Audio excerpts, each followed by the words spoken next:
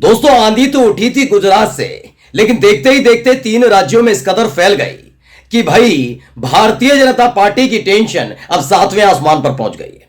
मैंने आपको दिखाया था कि पुरुषोत्तम रुपाला का जो बयान निकल कर आया था, उसके बाद गुजरात में न केवल राजपूत समाज से ताल्लुक रखने वाले, क्षत्रिय समाज से ताल्लुक रखने वाले पुरुष बल्कि महिलाएं भी सड़क पर उतरकर पुरुषोत्तम रुपाला और बीजेपी का विरोध कर रहे हैं। लेकिन इन सब के बीच राजस्थान के ठाकुर और क्षत्रिय समाज और राजपूत समाज के लोग भी विरोध कर रहे हैं। हरियाणा में भी कुछ ऐसे हालात। लेकिन पश्चिमी उत्तर प्रदेश में खेल बिगड़ गया बीजेपी का, जिसे बड़ी मुश्किल से मोदी और शाह ने साधने की कोशिश की थी जब जाट समाज से आरएलडी को अपने साथ लाए थे। लेकिन अब हालत यह है कि आरएलडी भी पूरी तरीके से बीजेपी के साथ नहीं आ पाई, यानी जाट समाज में अब भी गुस्सा बरकरार है। तो वहीं ठाकुर समाज ने बीजेपी के खिलाफ ऐलान किया। और तो और अब बीजेपी के 2 बड़े नेता जो क्षत्रिय समाज से ताल्लुक रखते हैं आपस में भिड़ गए। आज एक एक तस्वीर, एक एक खबर मैं आपको दिखाने जा रहा हूं। नमस्कार, मैं हूं प्रज्वल गौतम और आप देख रहे हैं द कंटाप। पूरी खबर आपको पता है, मैं बता ही चुका हूं आपको कि कैसे राजपूत समाज नाराज चल रहा है। उनका साफ तौर पर ऐलान है कि जो बीजेपी को हराएगा, क्षत्रिय समाज का, राजपूत समाज का वोट उसको जाएगा। इसको लेकर एक और मीटिंग हुई।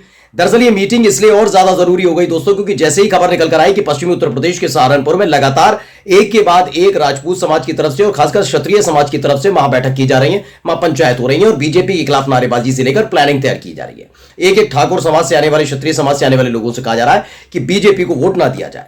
इसके बाद राजनाथ सिंह और योगी आदित्यनाथ को जिम्मेदारी दी गई। जैसे ही खबर आई तो योगी आदित्यनाथ हो, राजनाथ सिंह हो, लगातार ताबड़तोड़ दौरे करने लगे पश्चिमी उत्तर प्रदेश के।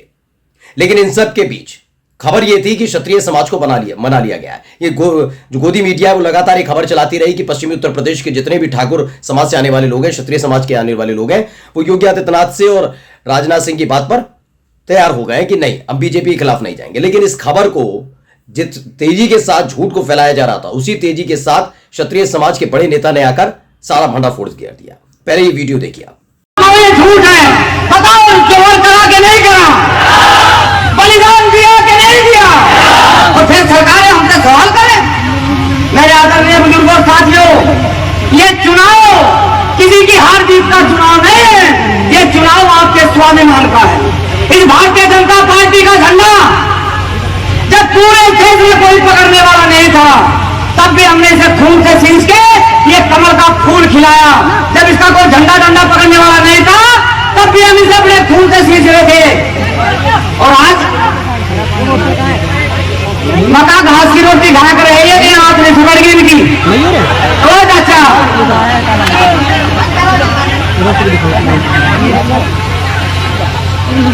मेरे आदरणीय बुजुर्गों साथियों, इस चुनाव में आपको निर्णय लेना पड़ेगा।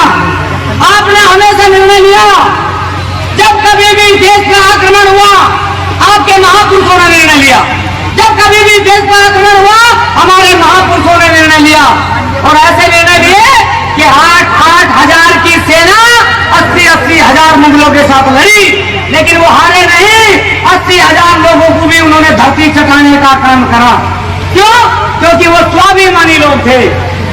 और आज लोग क्या कह रहे हैं कि हम राष्ट्रवादी हैं, वो राष्ट्रवादी पार्टी है, हमने राष्ट्रवाद के नाम पर वोट दिया, लेकिन वही पार्टी आज जातिवादी होगी। आज वो हमारे महापुरुषों को गाड़ी देने वाले सांसदों को दोबारा टिकट देने वाली पार्टी होगी। मेरे आदरणीय बुजुर्गों साथियों, हो सका कि मैं आपको समझाने में नाकामयाब रहूं, लेकिन अपनी अंतरात्मा पर हाथ रख के एक सवाल अपनी आत्मा से जरूर पूछना कि मीर भोज गुर्जर है कि राजपूत है, पृथ्वीराज चौहान गुर्जर है कि राजपूत है, अनंतपाल तोमर गुर्जर है कि राजपूत है। और यही भारतीय जनता पार्टी के सांसद ने कभी गुर्जर कर करके आपके स्वाभिमान पर ठेस पहुंचाने का काम कर रही थी। हमने दरअसल इसे राजपूत ऑफ इंडिया नाम से ट्विटर हैंडल से ट्वीट किया गया। ये कल बैठक हुई थी, वो भी मेरठ में। अभी तक बात चल रही थी सहारनपुर की। सहारनपुर, मुजफ्फरनगर और जो मेरठ की सीट है वो फंस सकती है, यानी अरुण गोविल जो रामायण में राम बने थे, अरुण गोविल वो हार सकते हैं। कैसे हार सकते हैं मैं बता देता हूं। दरअसल तीन जो इलाके हैं ये, खास तौर पर सहारनपुर, मुजफ्फरनगर और तो और ये अपना मेरठ, यहां पर राजपूतों की जो ठाकुरों की संख्या अच्छी खासी है। अगर जाट समुदाय का साथ इन दोनों को मिल जाए तो आराम से बीजेपी को हराया जा सकता है, ये मानना भी है इनका। अब क्या लिखा देखिए, आज मेरठ के, आज का मतलब समझ लीजिए कल हुआ था। मेरठ के तोमर राजपूत बेल्ट सिसोली गांव में ठाकुर पूरण सिंह के नेतृत्व में क्षत्रिय महापंचायत हुई। महापंचायत में समाज के बुजुर्गों युवाओं ने एक सुर में भाजपा का संपूर्ण बहिष्कार करने और भाजपा को हराने में सक्षम उम्मीदवार को ही वोट देने का निर्णय लिया है।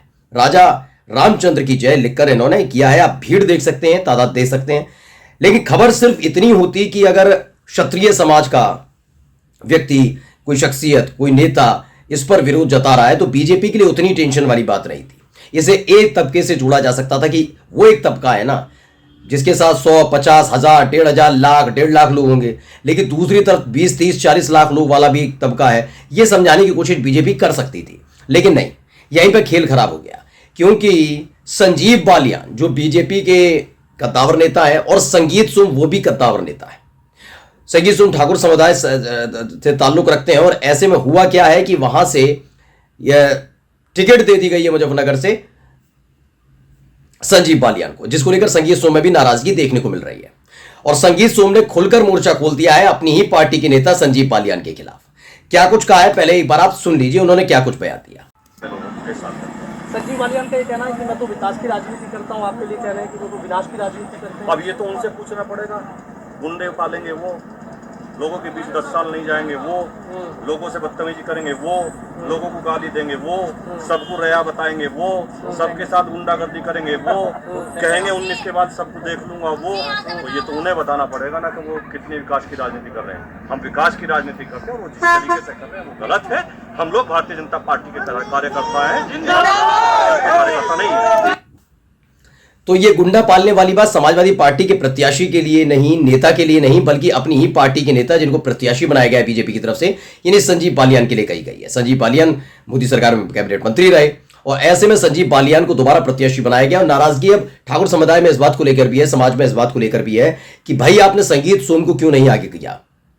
संगीत सोम ने खुलकर कहा गुंडे पाले वो, कौन? संजीव बालियान के लिए कहा, क्योंकि संजीव बालियान को लेकर सवाल था तो उन्होंने कहा गुंडे पाले वो, लोगों को परेशान करें वो, लोगों को दुत्कारें वो, समय वो ना दें, तमाम चीजें उन्होंने खुलकर कही है। अब आपको इससे जुड़ी हुई एक खबर भी दिखा देता हूं, देखिए क्या लिखा है। पत्रकार ने छापा, पश्चिमी यूपी में दो फाड़ हुई बीजेपी, आपस में भिड़े दो बड़े नेता, कैसे होगा 80 का टारगेट, कैसे पूरा होगा। इसी को लेकर देखिए एबीपी न्यूज ने भी खबर छापी, क्या लिखा, पश्चिमी यूपी में ठाकुरों की नाराजगी का असर, बीजेपी के दो बड़े नेता आपस में भिड़े, लगाए गंभीर आरोप। इसमें संगीत सोम और इन दोनों का जिक्र है। क्या बताया गया है? संगीत सोम ने कहा, क्या बताया गया देखिए, पहले पढ़ के बताऊं। दो बड़े नेता आमने सामने, बीजेपी के फायर ब्रांड नेता संगीत सोम ने मुजफ्फरनगर से सांसद और बीजेपी प्रत्याशी संजीव बालियान पर बड़ा पलटवार किया। संजीव बालियान और ठाकुर संगीत सोम में 36 का आंकड़ा है जो किसी से छिपा नहीं है। और यही वक्त है जब ठाकुर समाज एकजुट हो रहा है, तो संगीत सोम ने सोचा कि यह वक्त बिल्कुल ठीक है कि अपना विरोध भी जताया जाए। क्योंकि क्या होता है ना, लगातार ये कहा जाता है कि संगीत सोम पर बहुत एहसान किए गए बीजेपी की तरफ से, जबकि संगीत सोम एक अलग धारा के राजनीति करते रहे।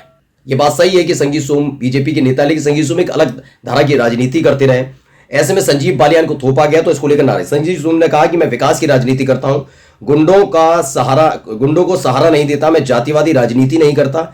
गुंडे पालेंगे वो, 10 साल लोगों के बीच नहीं जाएंगे वो, लोगों को गाली देंगे वो, लोगों से गुंडागर्दी करेंगे वो, 19 के बाद सबको देखने की बात करेंगे।